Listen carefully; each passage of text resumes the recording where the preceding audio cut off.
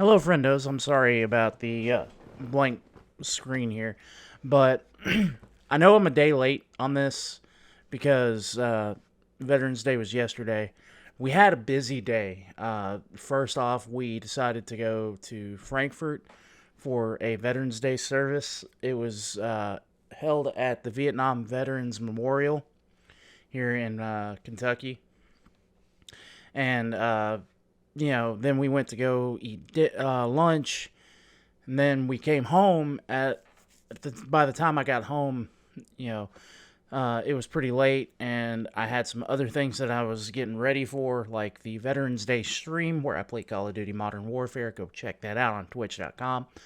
And then I also had to edit a video, post that, so I didn't have enough time to render and then post this video without cutting into something else. So I apologize for that, but please enjoy.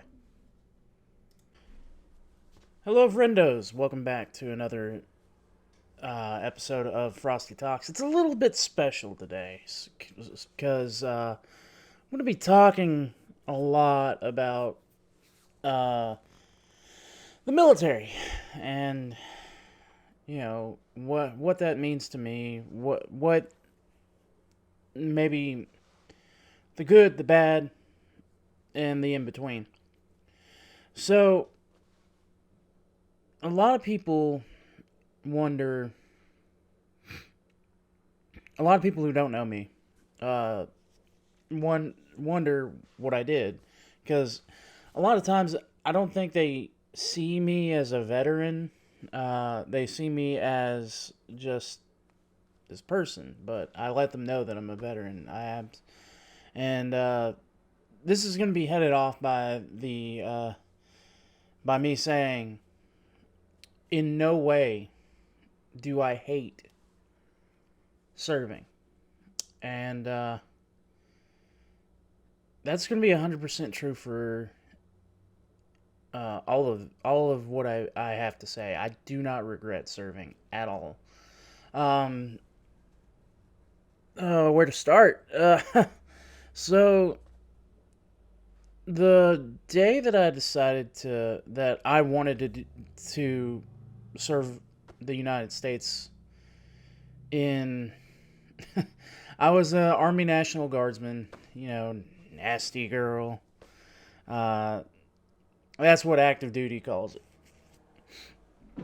And they're not wrong. We do a lot of nonsensical shit, but so do they. Uh, them calling us nasty girls is just kind of their way of saying, "Oh, we're active duty, we're better than you," when really we're all in the same boat. Like National Guard, the way it works is you get 1 weekend a month, 2 weeks in the summer, or that's the way we operated. It's 1 week in a month, 2 week, and then a 2 week period where you're doing training. So, but we deploy like the army, you know. So that's a thing. Um, anyway, so the day that I decided to join the military, um, was not the day I decided that that's absolutely what I was going to do.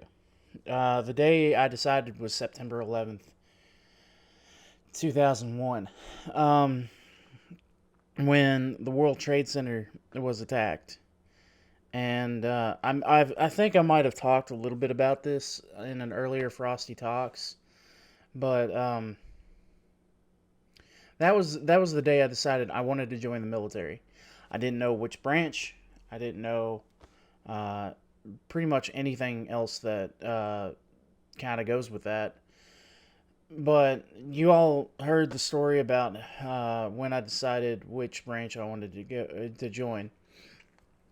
What I didn't, I don't know if I mentioned this, but this is what's going to be mentioned anyway. I joined the National Guard here in Kentucky because number one, uh, it was something my dad did. My dad was in the same unit that I was in, the second 138th. Shout outs to my long rifles. Um, well, long rifles and what was what was Bravo batteries? Uh, I can't remember. Um, I may have the coin somewhere. I might edit in a little bit of that. So I found the coin. Uh, you can see it says Bravo Battery Second 138th Sweat Saves Blood. That was their motto. And on the back, it had Operation Enduring Freedom 2012 for Excellence to 2013.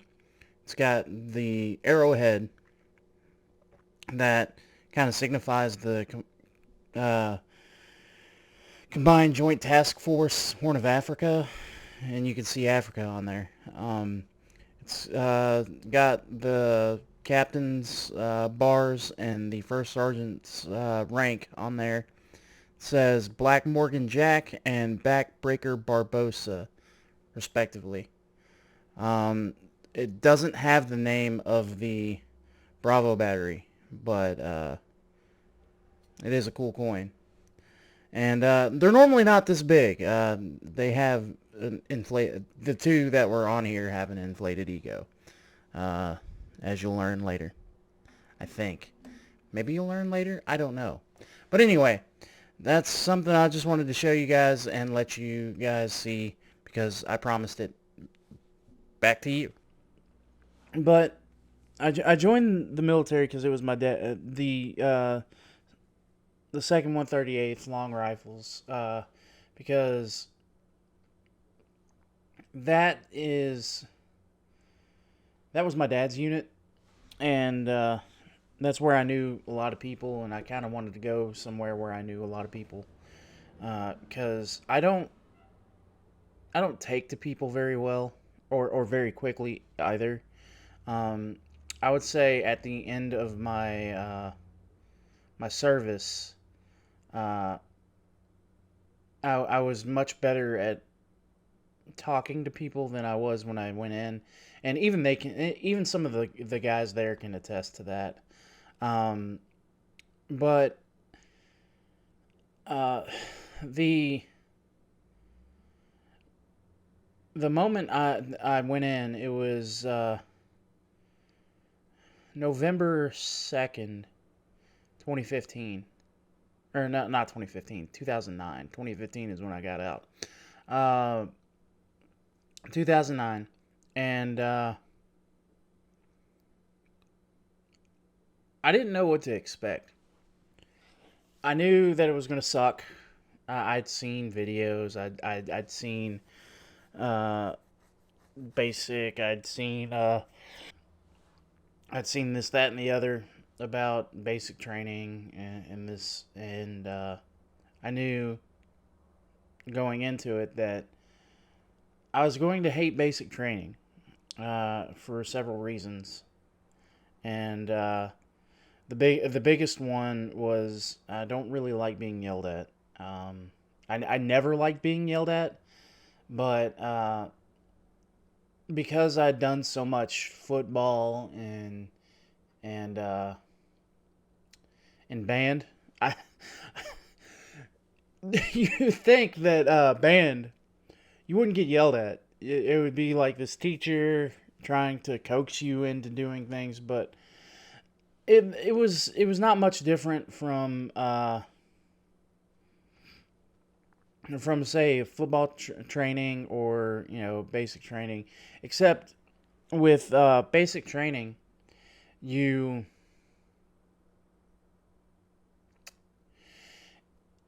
you definitely are broken because basically what the way basic training is designed to be is it breaks you down to your base and nothing else. Like, you're equal to everybody else, which means that you're an equal piece of shit as everybody else. And then you're berated day in and day out. Unless you don't stand out, which I didn't stand out. I tried not to stand out. There was a couple of times when I did, but that was because I never fired a rifle before. Um, so yeah, I'd never fired a firearm before basic training. I had some training on it because my dad was like, "All right, do you know how to use this? Because you may have to use it." And now look at me. I've got several firearms now, and I haven't shot them as often as I want to, but I shoot them enough. But uh, you know, I basic training it really didn't feel that hard to me. Oh, excuse me. It didn't feel that hard to me. And I think the reason for that is our class tried not to stand out a whole lot. There were a few instances where some dudes stole Fig Newtons from the DFAC. I'll never forget that. That was fucking hilarious. And you know, there are just some things that stand out to you. We we had certain things that happened. We had uh, uh, someone who wanted the chapter out, and she didn't really want to be there, and she didn't necessarily want to do any of the training either. She was a, and this isn't disparaging anybody else's religion, but she was Wiccan, and she was weird anyway. But that's not to say Wiccans are weird because I know a couple of them and they're pretty good people. But she definitely wasn't made of the same caliber as the rest of the people in basic. She was definitely one of those people who stood out to try and stand out. It seemed like to me, but for the most part, she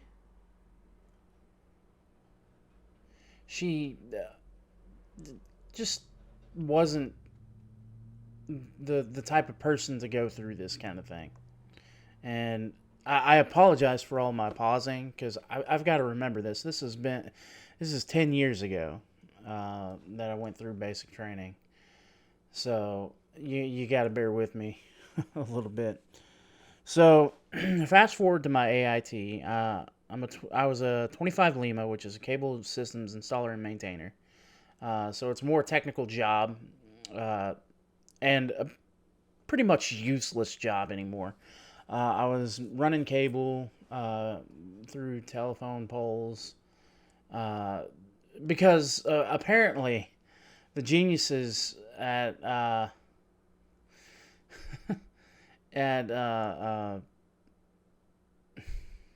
my unit were like, "Oh yeah, we're gonna be running cable." No, all of our communication is wireless.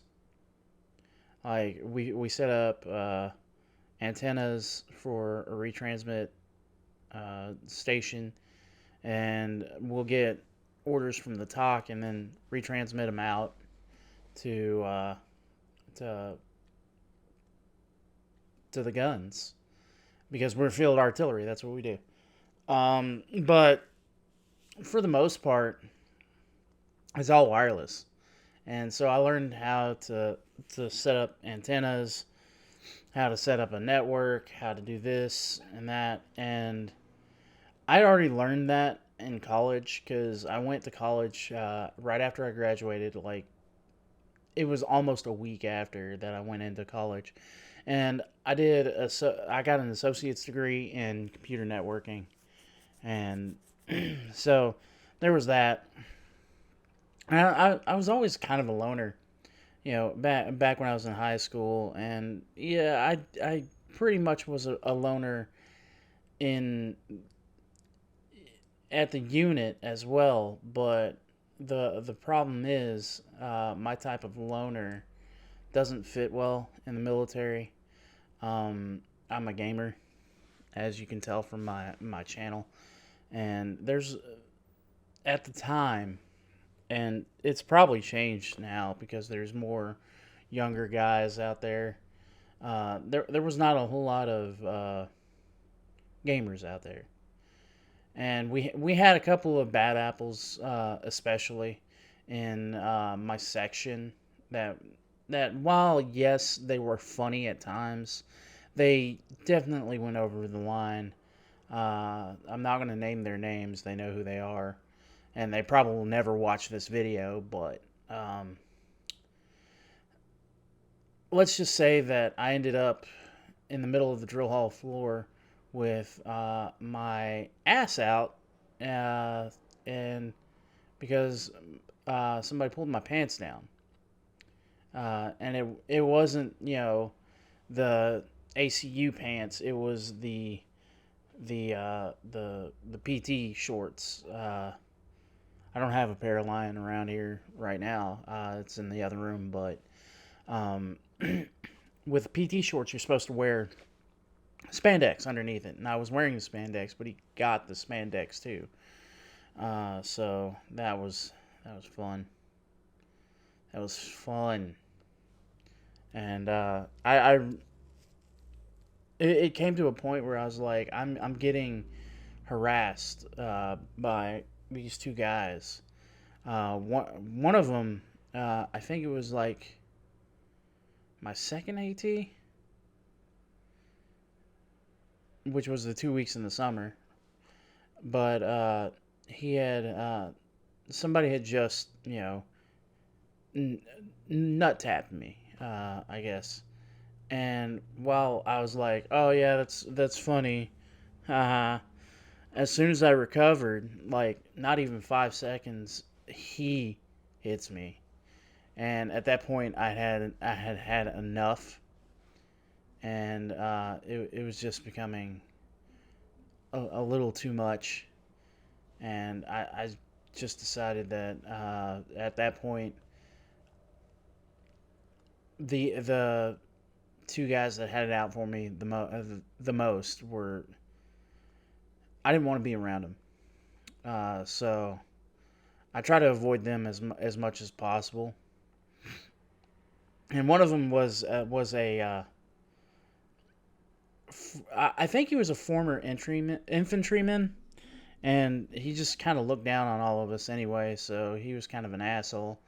He wasn't the typical veteran that was like, yeah, or the typical veteran that comes back from war, or from overseas, and understands that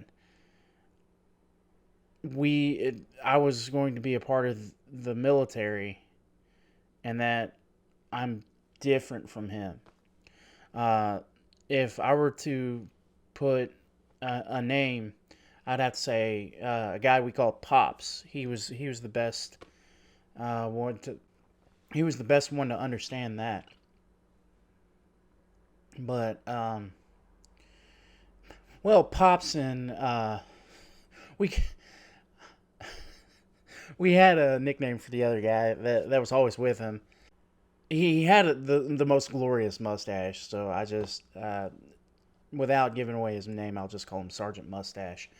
He'll know who he is if he ever sees this video. He probably isn't going to see this video either, so we're good. Um, so Pops and Sergeant Mustache, uh, they were always together. They were always hanging out, and they were in at the time that my dad was in. So I have history with them. They, they were with me, for when I was a kid, and so they kind of took me under their wing, and made sure that everything that happened to me was good. and I appreciate that. That's something that at the time I really needed, especially after the hazing that I got from those two guys. Eventually, those two got out, and thank God, because I think that's one of the reasons why they went after me so hard is because they were getting out and they didn't care. So that was that. Uh, but about 2012, we got orders that we may be going overseas. We went to the. It ended up, we ended up going over, and it was in. We ended up going to the Horn of Africa. I'm not going to disclose exactly where we were. Uh, you could probably find that online, but for security purposes and just so I don't get a knock on my door saying, "Hey, you probably need to take that video down," uh, because the military is always watching.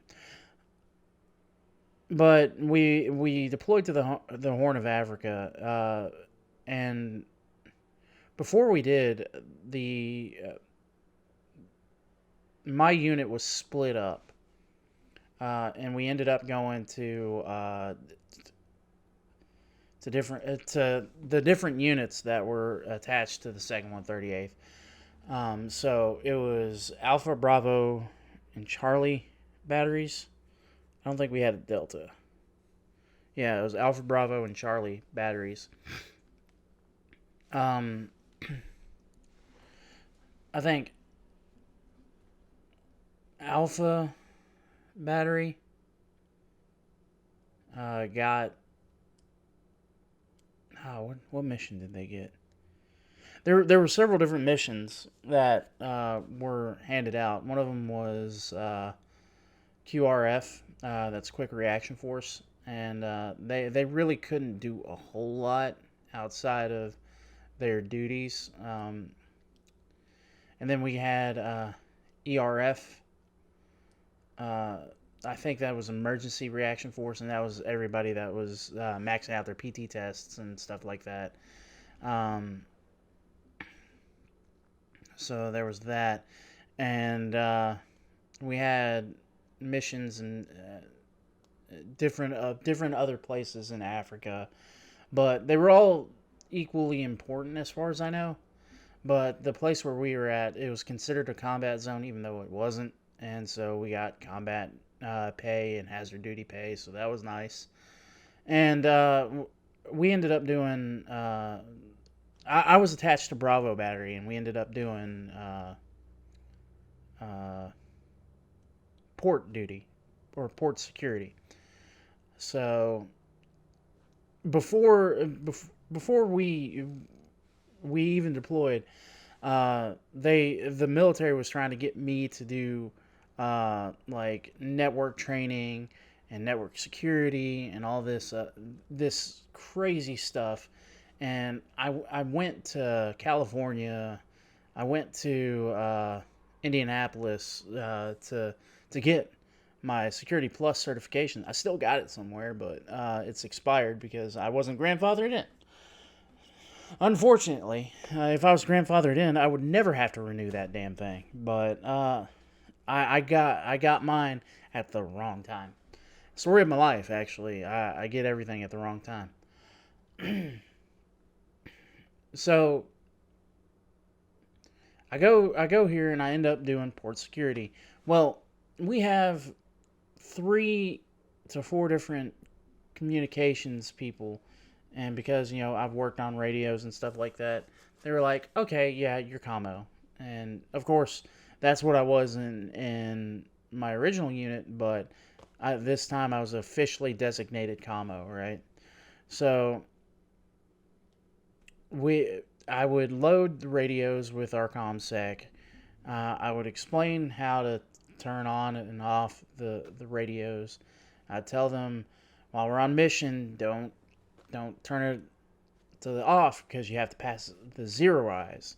And When we pass the zero eyes, I got to reload the system with the ComSec, and that's going to cause a lot of issues. It means that I have to reload the ComSec, I have to reset everything, we have to put in the frequency, this, that, and the other. So I was like, don't zero eyes, don't turn it off, turn it on standby.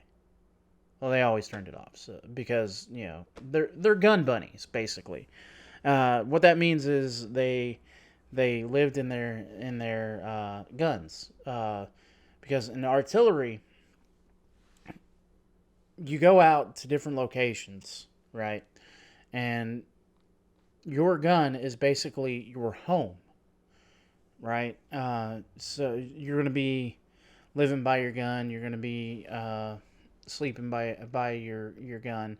It's this big tank looking thing. If I were to describe it to a civilian, but it shoots rounds that are far bigger than a tank's. Are far more effective than a tank. Like if I were to explain it to a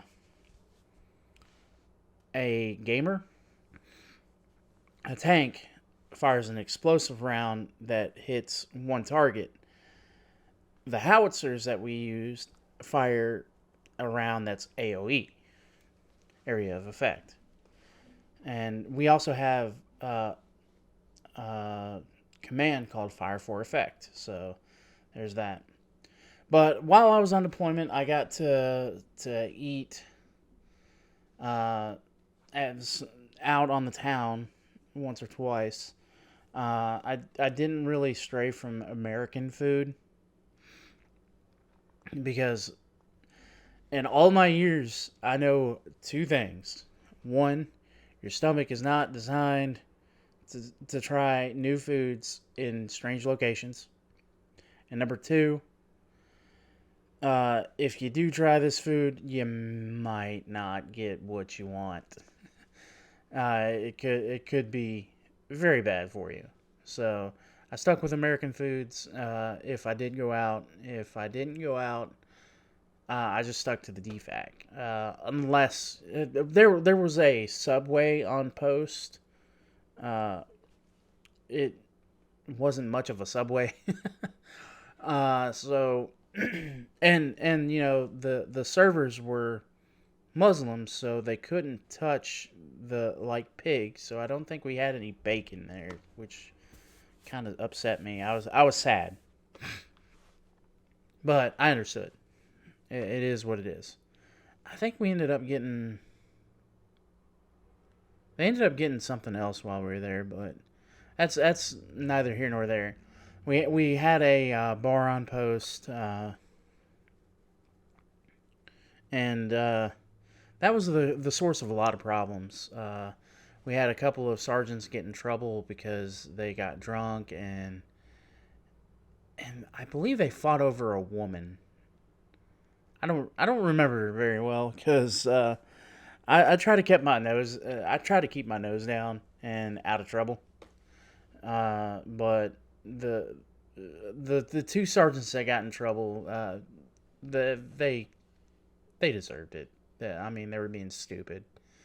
Um, it caused more trouble than that though, because our first sergeant ended up getting drunk and punching a security officer, and I think he did more than that because like there was a lot of rumors going around. Again, it's not that I didn't care.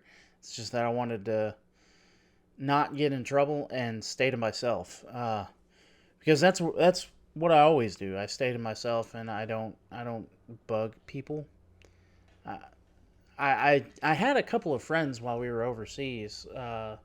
They were my roommates basically, and we hung out all the time.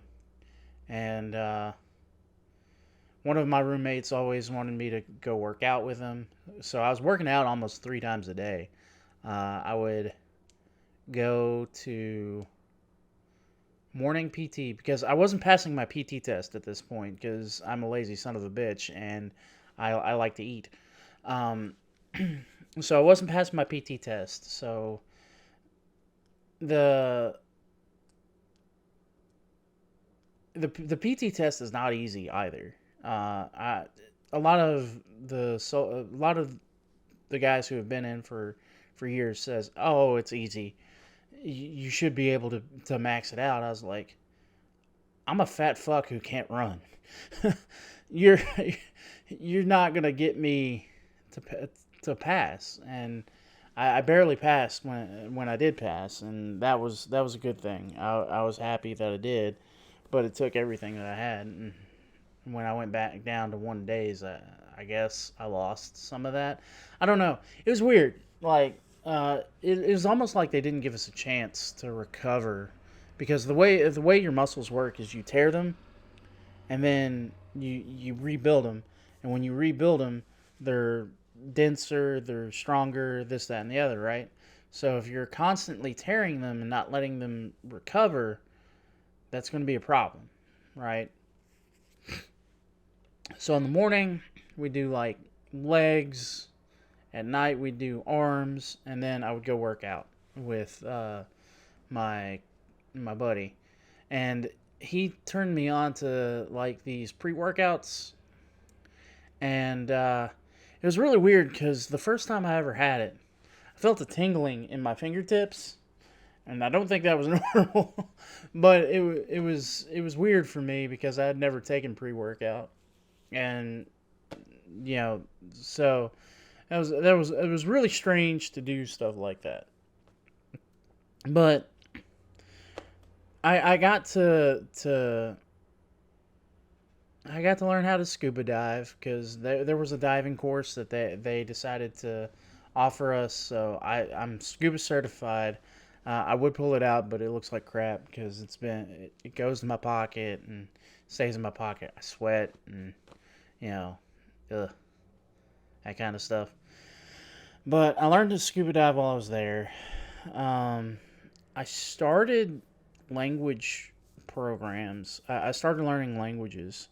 The one that I wanted to learn was Japanese, and I learned a little bit, but because I started so late learning the Japanese that I think I kind of fell out. I didn't get to finish the course, and so I never finished Japanese, but I learned German while I was in high school because it was either German or Spanish, and I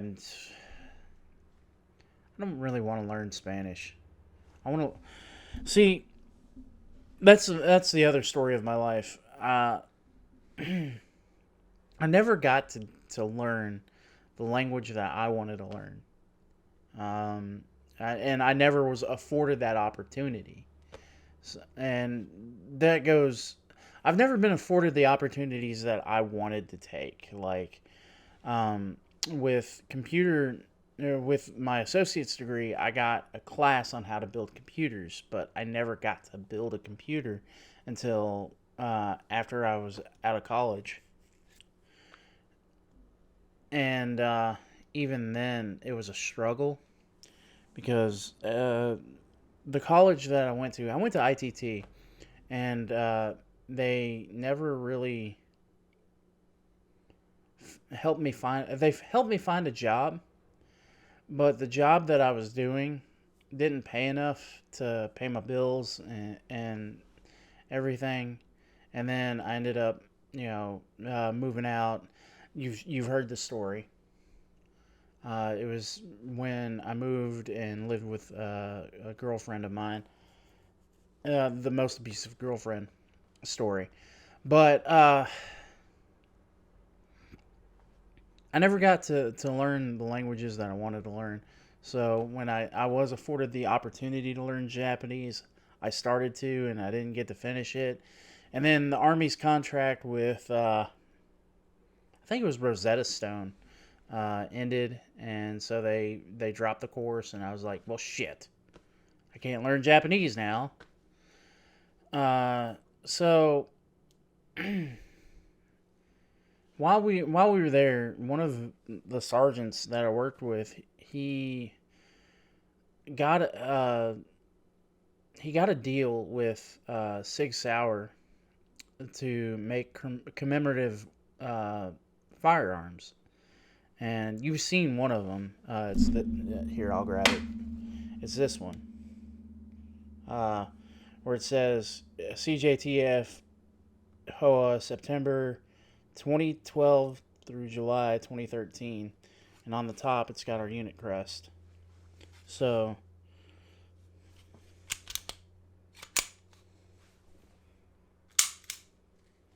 just wanted to make sure it was clear. So that's what how that came about, and that's how I got this. It's the first firearm I ever owned, first firearm I ever picked up. So that was really cool. I've got an AR-15, but I'm not pulling that out because while it is cool to show you guys these things, um, they are pains in the asses to get out and and show off. But so I ordered those, and I ordered one for my father because he was in the same unit crest and all that. He didn't deploy with us. He was out by 2003, I think, is when he got is excuse me is when he got out. So 2003, 2004, somewhere along those lines. So he didn't get to deploy, and I figured I would buy him one, and he enjoyed that, and he's got it. He doesn't carry it. He needs to, uh, especially this day and age. But overall, the deployment was I would want to say uneventful, but you've heard the story of the guy pooping. Yeah, I think I've told the story of the guy pooping in the sea and then washing his pants. But there was a couple of instances where there was some fun. Some funny stuff happened and some weird stuff happened. And then there was one point where all of the boats vanished on the pier except for ours, and I got a little nervous because I figured something was about to happen. But luckily it didn't, and I'm grateful that it didn't. So that's a thing. But overall, the deployment was fine. Our first sergeant punched out a security officer and lost his rank. Our the commander at the time, was caught forging his wife's signature on divorce papers, so he lost his position. I'm not sure what else they did to him, but I know he was no longer our commander after they found that out. So, all in all, the deployment wasn't too bad. Some weird stuff did happen after the deployment. Like we got a new first sergeant in my original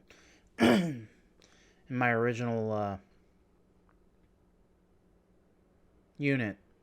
He wasn't worth a dang. So they went to the first sergeant that I had when I first got in, and he's kind of an asshole. He didn't really like to let us leave whenever everything was done. He liked to hold us over till about 6, 7 o'clock at night, and it was annoying. And I understand why he did that because he had to make sure that we had all of our sensitive items and stuff like that. But overall, my military experience was good to fair. Um, would I do it again? I mean, if I can get some of the health problems that I've recently been experiencing fixed, I would probably go back. And I think one of the reasons why I was never really that big into working out and stuff like that is I get really bad acid reflux uh, whenever I'm doing strenuous activities. And so that really causes issues whenever I was doing the PT test or doing PT and stuff like that. I would feel like I need to throw up, even though I hadn't done enough to really feel like I needed to throw up, or the heartburn or indigestion, I should say, would be so bad that it would just it would slow me down and stuff like that. So I never really exerted myself more than I had to because of that. And I think if I could get that under control, I probably would have been a little bit better. But I also learned one big thing. That was always eat before you take your malaria pill, because taking those on an empty stomach will cause you to uh, be sick, and that was not fun. So that's my story of the military. I believe I've talked about how bad what happens when you come back. Like everything feels off, but it's not off. But you feel something off. It's really hard to explain. It also didn't help that at the time, I didn't have my own apartment and stuff like that. So when I came back home, I really didn't have much to. When I came back, my sister had her baby, and her daughter, my niece, and her boyfriend, still her boyfriend, um, we're all living here, and the child services was visiting the house, or were living with my parents, and the child services would visit the house, and because they had the entire upstairs, because we only have, I think, 4 bedrooms and one bath and a basement, and I ain't gonna live in that basement. But one of the bedrooms was converted into a den, or as some of you might call it, a sitting room. And so I basically lived in the living room on the couch for a good 2 to 3 months. And every week, or I think it was like twice a week, I would have to pack up all of my clothes and all the stuff that I had, and basically act like that I wasn't there, or go out for about an hour or two. So that was not something I was very happy about, and it didn't translate well, and I did feel like I didn't belong anymore. Uh, but I ended up getting out of the house and living with a friend of mine for a while, and I made a condition on my return because I ran out of money. Because when you deploy for 8 months, the job, well, I didn't have a job when I left, but a lot of jobs still won't hire like active guard, I guess, because you have to have those 2 weekend, that 1 weekend a month, 2 weeks in the summer kind of thing. So it's really hard to get people to hire you when you're still in. Um, but after I got out, I'm still paying on my student loans because for some reason the National Guard didn't want to pay mine. Uh, and yeah, that my life as a veteran has been just about as interesting as my life in the military, because I've actually got to go on a scuba dive since I left the military. Um, I started this YouTube channel with my friend, and then my friend had to bow out. Um, but a lot of it is just me, especially these Frosty Talks. A lot of it's just me going through my thoughts, unfiltered, pretty much, and unscripted. So there's basically the reason why I wanted to talk, give a basic timeline through my military training and a little bit of a more in depth look at what I'd been through. Is here recently, I've been seeing a lot of anti US and anti military uh, sentiment, I guess, is what you would call it. And because it's close to Veterans Day and the movie Midway is coming out, I wanted to talk about it. And I've actually experienced some of this anti military sentiment, or sentiment, not sediment. I mean, kind of feels like that these people are a bunch of rock IQ people. That's kind of insulting to rocks, I guess. But I just wanted to talk about it and maybe have some of you understand like the way uh, the way the military uh, is. It's not sunshine and rainbows. It's not like this adventure. Although I will say sometimes it is an adventure. 9 times out of 10, it's just everything sucks. I mean, my last AT, we got caught in a severe thunderstorm and it blew over our tent. Everything got wet, and yeah, it sucked. Uh, Somehow I managed to not get my stuff wet. I don't know how. And I don't know why. Don't care. It wasn't wet, and I was happy. But I don't regret any of it because I learned some valuable life lessons and I met some wonderful people.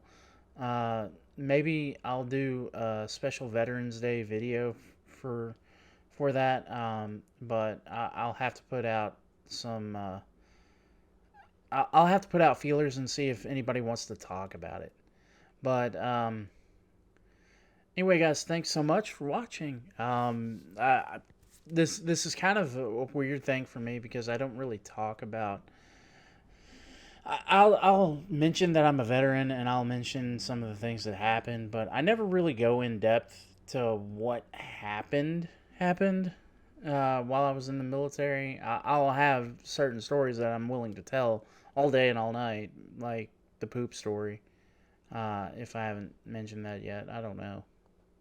But those are some stories that I really enjoy, um, and those are the stories that I would prefer to remember, other than the negative stuff. But that's all I got, guys. Thanks so much for watching, and don't forget Monday is Veterans Day, so thank a veteran, hug a veteran. Um, buy dinner for a veteran if he's not going to Applebee's or friggin' what is it? Golden Corral does it too. I don't know. I'm not sure. I don't know who all does everything for that, but just do something nice for a veteran because you never know if they're suffering from PTSD or if they're just having a bad day. Just make sure that you do something for them. But until next time, guys, you stay frosty.